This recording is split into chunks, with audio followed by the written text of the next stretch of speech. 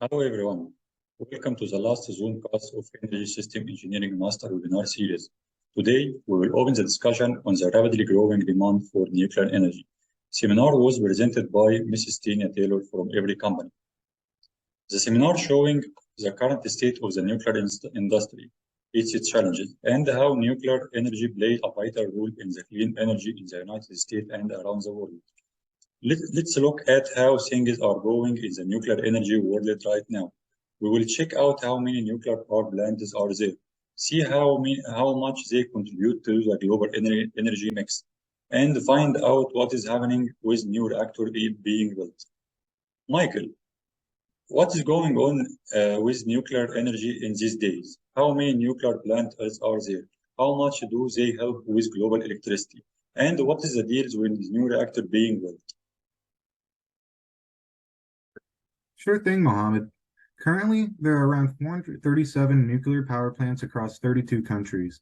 The United States possesses the most, with 93 nuclear reactors, generating around 20% of the electricity used here domestically.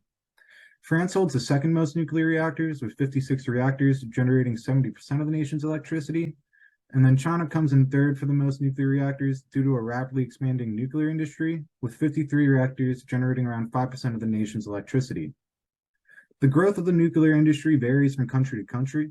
At the end of 2021, 56 power plants were under construction, and since then, some have become active, but now there are around 60 plants under construction between 17 countries, with 110 reactors planned and around 300 proposed. China is building the most nuclear power plants, followed by India, Russia, and Korea, and 30 countries are considering the implementation of nuclear programs as well. If these 30 countries do decide to implement nuclear powers, this will be a major undertaking due to the large infrastructure investment that comes with the emerging nuclear industry. Even though the number of nuclear power plants under construction may seem large, this is still very small compared to the number of plants built between the early 70s to late 80s. The global additions to nuclear power capacity peaked between 1984 and 1986 at around 30,000 megawatts added per year. Since the Chernobyl disaster in April of 1986, the construction of new nuclear power plants decreased quite dramatically over the following 4 years, and by 1990, the added capacity of global nuclear power decreased to around 7,500 megawatts. Since then, the growth of the nuclear industry has been stagnant, with added nuclear capacity decreasing throughout the early 2000s and 2010s, especially after the Fukushima nuclear disaster in 2011. Thank you, Michael. Lately, nuclear accidents have affected how the nuclear industry grows. Ahmed, could you show us what is the impact of accident in the nuclear power plant industry, and also share with us the recent voice raised for nuclear and how nuclear has gone viral in society?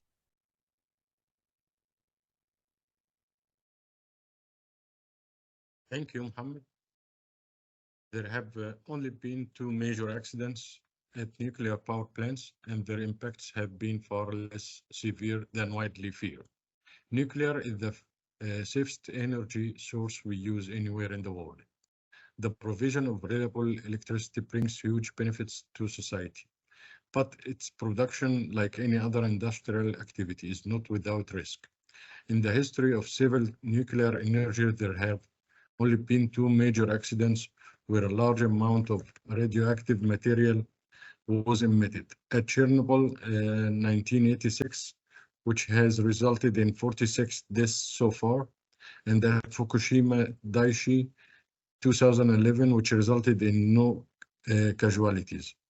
Air pollution from the combustion of fossil fuel, including in power plants, causes 8.7 million deaths every year, making fossil fuels is the deadliest energy source overall. In terms of the number of deaths from accidents, hydroelectric power is the deadliest method of generating electricity. The hydro accident with the highest death toll was the collapse of the Panke Dam in China's Henan province in 1975, which resulted in 171,000 direct and indirect fatalities according to the official estimates. It has been concluded in studies conducted by For example, the World Health Organization that the radiation health effects of nuclear accidents have been very small. The main impacts of nuclear accidents were not caused by radiation exposures, but instead were due to psychological and socio-economic factors resulting from misconception and fears about radiation, and so could have been largely avoided. For Chernobyl, the most serious nuclear accident took place on 26th of April 1986 at the Chernobyl nuclear power plant in Ukraine. Then it's part of Soviet Union. It is the only nuclear accident in the history of commercial nuclear power to have. It is the only nuclear accident in the history of commercial nuclear power to have caused fatalities from radiation. Several factors, including reactor design issues and a poor safety culture, led to a failed safety test that caused 2 explosions, a fire that lasted for over a week, and the release of a large amount of radioactive material. 2 workers died due to the explosions, as well as 28 emergency personnel and plant workers from acute radiation syndrome, commonly known as radiation sickness. There were also about 5,000 thyroid cancer cases, of which 15 have proven fatal so far, many of which could have been avoided by preventing the consumption of contaminated foodstuffs such as milk. Follow-up studies have firmly concluded that the accident hasn't caused an increase in birth defects or hereditary effects, and no measurable increase in solid cancers beyond thyroid cancer has been detected. Since the accident, there has been a continuous cleanup of the site and the neighboring areas. A concrete shelter was rapidly built over the damaged reactor to stop further releases of radioactive material. This was a temporary solution, and it was eventually replaced by the new safe confinement structure, construction of which was completed in July 2019. The remaining 3 reactors at Chernobyl continued operation after the accident, with the last one closing in 2000. Fukushima Daiichi on 11 March 2011, the strongest earthquake ever recorded in Japan, triggered a massive tsunami along the Pacific coast. The earthquake and the ensuing tsunami resulted in the deaths of 19,729 people, with 2,559 still missing, and it devastated communities up and down the country. Reactors close to the earthquake, including those operating at Fukushima, shut down as designed. However, as a consequence of the flood caused by the tsunami, the backup generators at the Fukushima Daiichi plant, which were meant to pump cooling water through the reactor, were destroyed. As a result, 3 cores largely melted over the following 3 days, and there were several hydrogen explosions, as well as the release of nuclear material into the environment. The accident at Fukushima Daiichi didn't result in any radiation deaths or cases of radiation sickness, and the United Nations Committee on the Effects of Atomic Radiation concluded that there will be no observable negative health effects for the public due to radiation. However, the evacuation of residents resulted in deaths and suffering, mainly amongst elderly residents in Fukushima, as well as long-term psychosocial health effects and stigmatization. The socio-economic and psychological impacts of nuclear accidents. Shortly after the Chernobyl accident, it became evident that the main impacts of nuclear accidents are not radiological, but socio-economic and psychological, driven by misconception about the health effects of radiation. A very similar situation is also seen following the Fukushima Daiichi accident. This has been confirmed by several organizations, including the World Health Organization and the International Atomic Energy Agency. Stigmatization of both exposed and evacuated populations following both accidents has strongly contributed to a significant rise in alcoholism, depression, anxiety, bullying, and societies. In addition, some doctors in Europe advised pregnant women to undergo unnecessary abortions on account of radiation exposure due to the Chernobyl accident, even though the radiation levels concerned were vastly below those likely to have any negative health effects. Thank you, Ahmed. Over the years, the demand for nuclear power plant in the United States has experienced significant growth, reflecting a global commitment to nuclear energy. Jessica, how has the demand for nuclear power evolved in the United States? And what is the global and domestic commitment for nuclear energy, especially considering the history of nuclear growth in the United States and the emergence of small modular reactors? The history of the nuclear energy industry in the U.S. is long and complicated. Beginning in the 1970s, nuclear energy grew with the promise of being cheaper and cleaner than any other option on the market. And this was initially the case, which caused installations to grow each year. However, in the late 1970s, 2 of 3 very impactful disasters occurred, one in the U.S. in Pennsylvania, the 3 Mile Island disaster, and another one in the Ukraine, Chernobyl. As Ahmed discussed, these ignited fears amongst the public surrounding nuclear energy technology. And so, while leading up to these accidents, nuclear energy growth was at an all-time high, in their wake, it quickly dropped off and installations were no longer growing. Despite the technology's history, however, many countries, including the U.S., are still planning to incorporate new nuclear power generation into their energy mix, especially as the pressures of climate change and global warming push non-renewables out of the market. The global commitment to nuclear power plants has grown as the need for this clean, carbon-zero energy grows. As Mike also touched upon, today there are roughly 60 new nuclear power plants under construction across 17 different countries. In addition to these already in construction, there are 110 nuclear power reactors planned and more than 300 reactors in the proposal stage. These plants in the proposal, planning, and construction phases are in countries with prior nuclear experience who are working to expand their fleet. And outside of these, there are 30 additional countries considering planning or starting nuclear programs for the first time. Though there are clear growth patterns in the industry, and in the U.S. especially, there's still a clear cost and time barrier issue associated with nuclear development, especially in comparison to wind and solar, which have been incentivized through policy.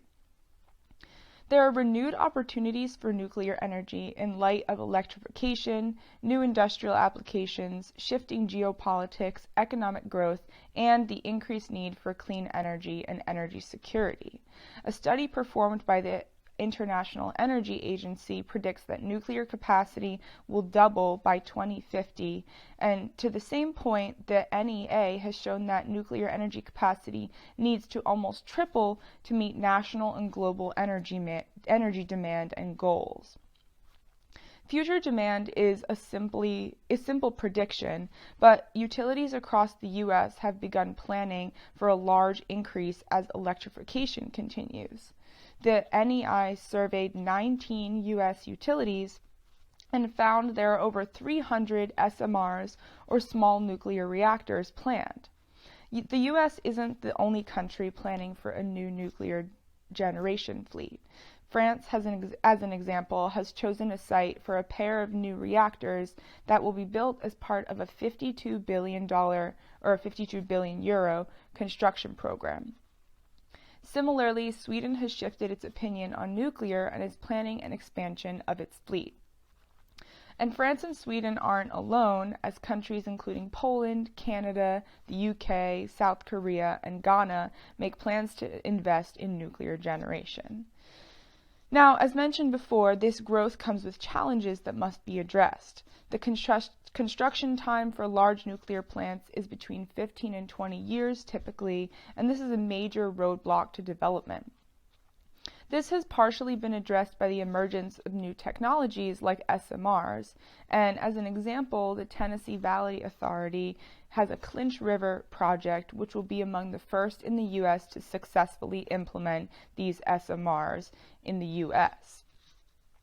The blockchain firm, as another example, Standard Power, also recently announced it will procure 24 SMRs through NewScale to power 2 U.S. data centers.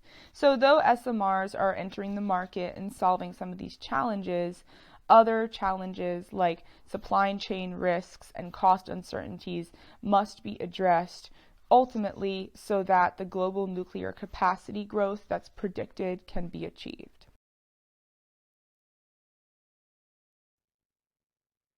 Thank you, Jessica.